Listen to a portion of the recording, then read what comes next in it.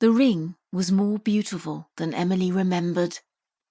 A twisting band of silver was interwoven with blue that reminded her of the ocean.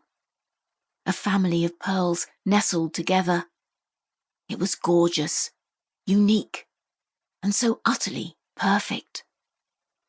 A snowflake landed on Emily's hand, bringing her back to the moment. She glanced at Daniel, still down on one knee on the beach, black waves crashing behind him, stars twinkling above him, sand clinging to his pant legs. Tears glittered in his eyes, and Emily felt her own eyes well up in response. She couldn't move, couldn't stand. The only thing she wanted to do was hold Daniel and never let go. She wrapped her arms around his neck and pulled his body close to hers, kissing the exposed flesh on his neck over and over again, and then winding her fingers into his hair.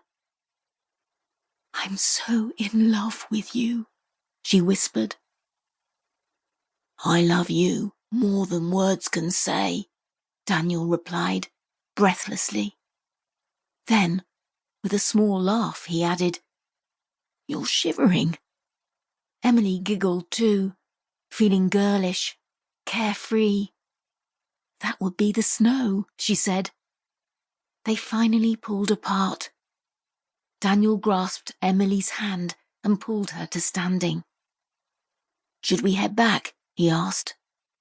Emily thought of the Thanksgiving party taking place in her B&B at this very moment. Practically the whole town was congregated there. Surely her and Daniel's absence would have been noted by now. But she didn't want to go back. Not yet. She wanted to stay here with Daniel, in this perfect moment, for as long as possible. Emily shook her head and rubbed the goose pimples on her arms. "Can't we stay here a bit longer?" Daniel smiled tenderly. "Of course." He wrapped her in his arms. Together they rocked back and forth, as though dancing to music only they could hear. "I can't wait to tell Chantal," Daniel murmured after a while. At the mention of Daniel's daughter, Emily felt a sudden surge of excitement. The little girl would be so happy for them. Suddenly, the idea of getting back to the B&B seemed much more appealing. Emily desperately wanted to see Chantal's face when they broke the news. It would be like a fairy tale ending for the child who'd had such a terrible start in life. "Come on, let's head back," Emily said, moving out of the embrace and taking both of Daniel's hands in hers. "You sure?" he asked. She nodded. Breaking the news of their engagement to Chantal was now Emily's greatest desire.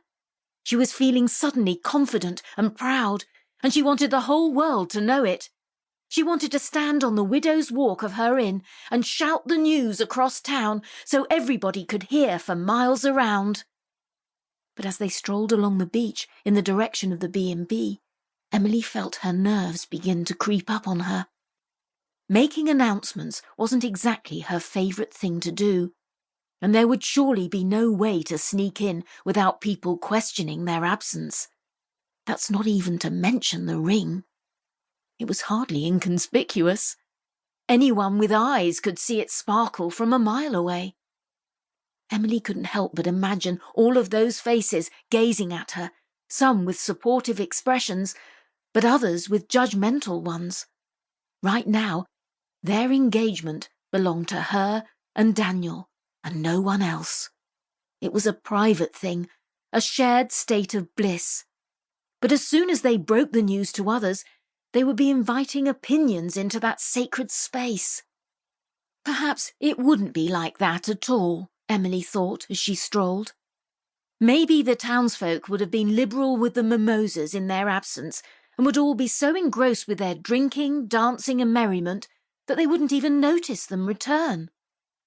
They reached the small path that led up from the beach, up to the street where they lived.